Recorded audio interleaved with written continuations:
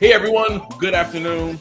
Time to read the Bible, part 2. We were here this morning, and now we're here this afternoon to read the word of the Lord. So go ahead and grab the book of Deuteronomy, chapter 31, and we'll get with it. Deuteronomy 31. Let's go, let's go, let's go.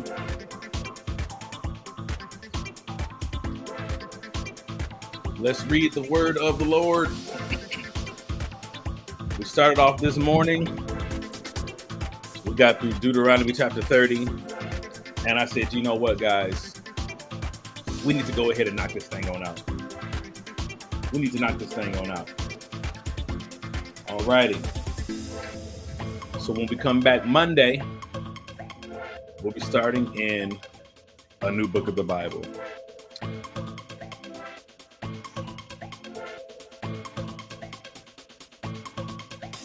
It's time to read the book. All righty.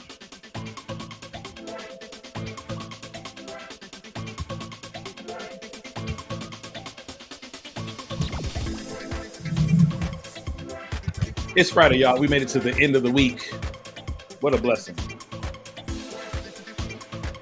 A couple of announcements before we get started. Tonight, really the last 3 nights, we have been in revival, tent revival for the Agape jurisdiction. And I would love for you to come and be our guest at 4850 Connors Street in Detroit, Michigan on the east side. 4850 Connors Street on the east side. Starts at 6:30 p.m. goes to about 8:30. It's going to be a great time. Tonight's the final night, so come on out and celebrate with us. And y'all, it's time for the word of the Lord. Psalm 119 verse 18 says, show us wonderful things in your law. Open our eyes that we may see wonderful things in your law. And that's what we want God to do today as we begin to read the word and have this little afternoon time in the Bible. We want God to show us some amazing things out of his word. All right, so let's get to it. We're reading from the New Living Translation of the Bible. New Living Translation of the Bible. Indeed, indeed, indeed. All righty. Let's begin.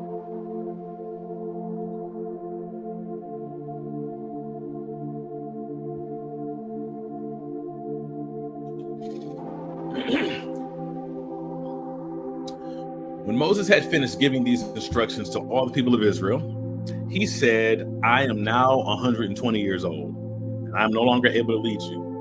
The Lord has told me you will not cross the Jordan River, but the Lord your God himself will cross over ahead of you. He will destroy the nations living there, and you will take possession of their land. Joshua will lead you across the river, just as the Lord promised. The Lord will destroy the nations living in the land, just as he destroyed Sihon and Og, the kings of the Amorites. The Lord will hand over to you the people who live there, and you must deal with them as I commanded you. So be strong and courageous. Do not be afraid and do not panic before them, for the Lord your God will personally go ahead of you. He will neither fail you nor abandon you. Then Moses called for Joshua, and all Israel watched. He said to him, "Be strong and courageous, for you will lead these people into the land that the Lord swore to give to your ancestors. He would give them. You are the one who will divide it among them as their grants of land. Do not be afraid or discouraged, for the Lord will personally go ahead of you. He will be with you. He will neither fail you nor abandon you."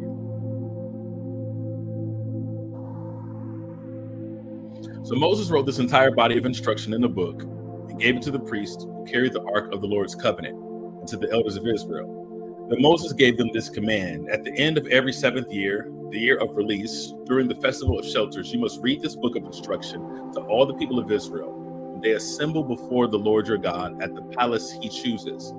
Call them all together, men, women, children, and the foreigners living in your towns, so they may hear this book of instruction and learn to fear the Lord your God and carefully obey all the terms of these instructions. Do this so that your children who have not known these instructions will hear them and will learn to fear the Lord your God. Do this as long as you live in the land you are crossing the Jordan to occupy. Then the Lord said to Moses, "The time has come for you to die. Call Joshua and present yourselves at the tabernacle, so that I may commission him there." So Moses and Joshua went and presented themselves at the tabernacle, and the Lord appeared to them in a pillar of cloud that stood at the entrance to the sacred tent. The Lord said to Moses, "You are about to die and join your ancestors. After you are gone, these people will begin to worship foreign gods, the gods of the land where they are going. They will abandon me and break my covenant that I have made with them. Then my anger will blaze forth against them. I will abandon them, hiding my face from them, and they will be devoured. Terrible trouble will come down on them. And on that day, they will say, 'These disasters have come down on us because God is no longer among us.' At that time, I will hide my face from them on account of all the evil they commit by worshiping other gods." So write down the words of this song and teach it to the people of Israel. Help them learn it so it may serve as a witness for me against them. For I bring them into the land I swore to give their ancestors, the land flowing with milk and honey. There they will become prosperous, eat all the food they want, and become fat. They will begin to worship other gods. They will despise me and break my covenant. And when disasters come down on them, this song will stand as evidence against them, for it will never be forgotten by their descendants. I know the intentions of these people, even now before they have entered the land I swore to give them." So that very day, Moses wrote down the words of the song and taught it to the Israelites. Then the Lord commissioned Joshua, son of Nun, with these words: "Be strong and courageous, for you must bring the people of Israel into the land I swore to give them. I will be with you." When Moses had finished writing this entire body of instruction in a book, he gave this command to the Levites who carried the ark of the Lord's covenant: "Take this book of instruction and place it beside the ark of the Lord your God, so it may remain there as a witness against the people of Israel. For I know how rebellious and stubborn you are. Even now, while I am alive and here with you, you have rebelled against the Lord. How much more rebellious will you be after my death? Now summon the elders and the officials of your tribes, so that I can speak to them directly and call heaven and earth to witness against them. I know that after my death, you will become utterly corrupt and will turn from the way I have commanded you to follow. The days to come, disaster will come down on you, for you will do what is evil in the Lord's sight, making him very angry with your actions." So Moses recited this entire song publicly to the assembly of Israel. Deuteronomy 32. Go ahead and share this video if you haven't already. God bless you. God bless you. Thank you for tuning in. Deuteronomy chapter 32. "Listen, O heavens, and I will speak. Hear, O earth, the words that I say. Let my teaching fall on you like rain. Let my speech settle like dew. Let my words fall like rain on tender grass, like gentle showers on young plants. I will proclaim the name of the Lord. How glorious is our God. He is the rock. His deeds are perfect. Everything he does is just and fair. He is a faithful God who does no wrong. How just and upright he is. They have acted corruptly toward him. When they act so perversely, are they really his children? They are a deceitful and twisted generation. Is this the way you repay the Lord? You foolish and senseless people. Isn't he your father who created you? Has he not made you and established you? Remember the days of long ago. Think about the generations past. Ask your father, and he will inform you. Inquire of your elders, and they will tell you. When the Most High assigned lands to the nations, he divided up the human race. He established the boundaries of the peoples, according to the number in his heavenly court. For the people of Israel belong to the Lord. Jacob is his special possession. He found them in a desert land, in an empty, howling wasteland. He surrounded them and watched over them. He guarded them as he would guard his own eyes, like an eagle that rouses her chicks and hovers over her young. So he spread his wings to take them up and carried them safely on his pinions. The Lord alone guided them. They followed no foreign god. He let them ride over the highlands and feast on the crops of the field. He nourished them with honey from the rock and olive oil from the stony ground. He fed them yogurt from the herd and milk from the flock, together with the fat of lambs. He gave them choice rams from Bashan and goats, together with the choicest wheat. He drank the finest wine made from the juice of grapes. But Israel soon became fat and unruly. People grew heavy, plump, and stuffed. Then they abandoned the God who made them.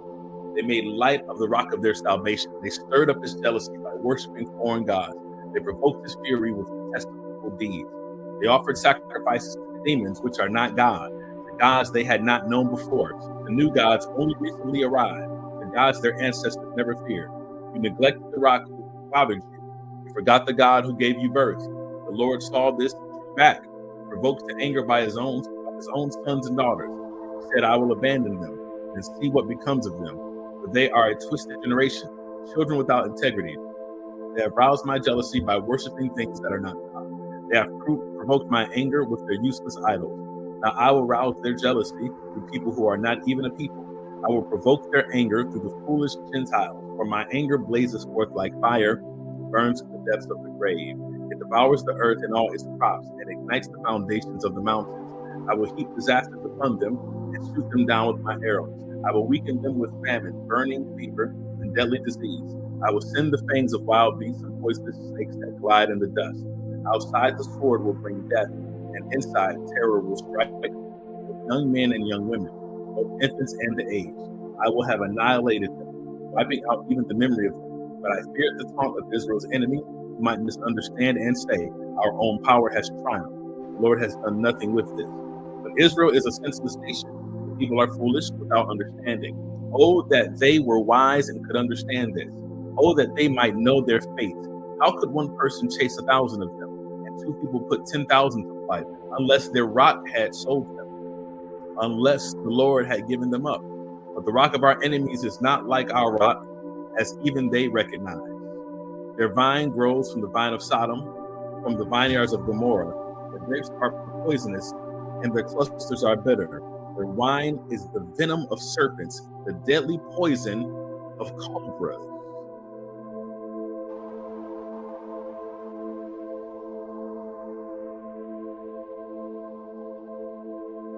The Lord says, I'm not storing these things. Am I not storing up these things, sealing them away in my treasury? I will take revenge. I will pay them back. In due time, their feet will slip. Their day of disaster will arrive, and their destiny will overtake them. Indeed, the Lord will give justice to his people, and he will change his mind about his servants. When he sees their strength is gone and no one is left, slave or free, then he will ask, where are their gods, the rocks they fled to for refuge? Where now are those gods who ate the fat of their sacrifices and drank the wine of their offerings? Let those gods arise and help you. Let them provide you with shelter. Look now, I myself am he. There is no God but me. I am the one who kills and gives life. I am the one who wounds and heals. No one can be rescued from my powerful hand. Now I raise my hand to heaven and declare, as surely as I live, when I sharpen my flashing sword and begin to carry out justice, I will take revenge on my enemies and repay those who reject me. I will make my arrows drunk with blood, and my sword will devour flesh, the blood of the slaughtered and the captives, and the heads of the enemy leaders. Rejoice with him, you heavens, and let all of God's angels worship him. Rejoice with his people, you Gentiles, and let all the angels be strengthened in him. For he will avenge the blood of his children. He will take revenge against his enemies. He will repay those who hate him and cleanse his people's land. So Moses came with Joshua, son of Nun, and recited all the words of this song to the people. When Moses had finished reciting all the words to the people of Israel, he added, take heart all the words of warning I have given you today. Pass them on as a command to your children. so they will obey every word of these instructions. These instructions are not empty words, they are all your life. By obeying them, you will enjoy a long life in the land you will occupy when you cross the Jordan River. The same day the Lord said to Moses, "Go to Moab, to the mountains east of the river, and climb Mount Nebo, which is across from Jericho. Look out across the land of Canaan, the land I am giving to the people of Israel as their own special possession. Then you will die there on the mountain. You will join your ancestors, just as Aaron your brother died on Mount Hor and joined his ancestors. For both of you betrayed me with the Israelites at the waters of Meribah at Kadesh, the wilderness of Zin. You failed to demonstrate my holiness to the people of Israel there. So you will see the land from a distance, but you may not enter the land I am giving to the people of Israel." Deuteronomy chapter 33, our penultimate chapter for today. This is the blessing that Moses, the man of God, gave to the people of Israel before his death. The Lord came from Mount Sinai and dawned upon us from Mount Seir. He shone forth from Mount Paran and came from Meribah Kadesh, with flaming fire at his right hand. Indeed, he loves his people. All his holy ones are in his hands. They follow in his steps and accept his teaching. Moses gave us the Lord's instruction, the special possession of the people of Israel. The Lord became king in Israel. The leaders of the people assembled. The tribes of Israel gathered as one. Moses said this about the tribe of Reuben: "Let the tribe of Reuben live and not die out, though they are few in number." Moses said this about the tribe of Judah: "O Lord, hear the cry of Judah and bring them together as a people. Give them strength to defend their cause. Help them against their enemies." Moses said this about the tribe of Levi: "O Lord, you have given your Thummim and Urim, the sacred lots, to your faithful servants, the Levites. Put them to the test at Massah, and struggled with them at the waters of Meribah. The Levites obeyed your word and guarded your covenant. They were more loyal to you than to their own parents. They ignored their relatives and did not acknowledge their own children. They teach your regulations to them. They give your instructions for you and offer whole burnt offerings on the altar. Bless the ministry of the Levites, the Lord, and accept all the work of their hands. Hit their enemies where it hurts the most. Strike down their foes so they never rise again." Moses said this about the tribe of Benjamin: "The people of Benjamin are loved by the Lord and live in safety beside him. He surrounds them continuously and preserves them from every harm." Moses said this about the tribes of Joseph: "May their land be blessed by the Lord, the precious gift of dew from the heavens and water from beneath the earth, with the rich fruit that grows in the sun and the rich harvest produced in snow, with the finest crops of the ancient mountains and the abundance from the everlasting hills, with the best gifts of the earth and its bounty, and the favor of the one who appeared in the burning bush. May these blessings rest on Joseph's head, crowning the brow of the prince among his brothers. Joseph has the majesty of a young bull, he has the horns of a wild ox, he will gore distant nations, even to the ends of the earth. This is my blessing for the multitudes of Ephraim and the thousands of Manasseh." Moses said this about the tribes of Zebulun and Issachar: "May the people of Zebulun prosper in their travels. May the people of Issachar prosper at home in their tents. They summon the people to the mountain to offer proper sacrifices there. They benefit from the riches of the sea and the hidden treasures in the sand." Moses said this about the tribe of Gad: "Blessed is the one who enlarges Gad's territory. Gad is poised there like a lion, to tear off an arm or a head. The people of Gad took the best land for themselves. A leader's share was assigned to them. When the leaders of the people were assembled, they carried out the Lord's justice and obeyed his regulations for Israel." Moses said this about the tribe of Dan: "Dan is a lion's cub, leaping out from Bashan." Moses said this about the tribe of Naphtali: "O Naphtali, you are rich in favor and full of the Lord's blessings. May you possess the west and the south." Moses said this about the tribe of Asher: "May Asher be blessed above other sons. May he be esteemed by his brothers. May he bathe his feet in olive oil. May the bolts of your gates be of iron and bronze. May you be secure all your days.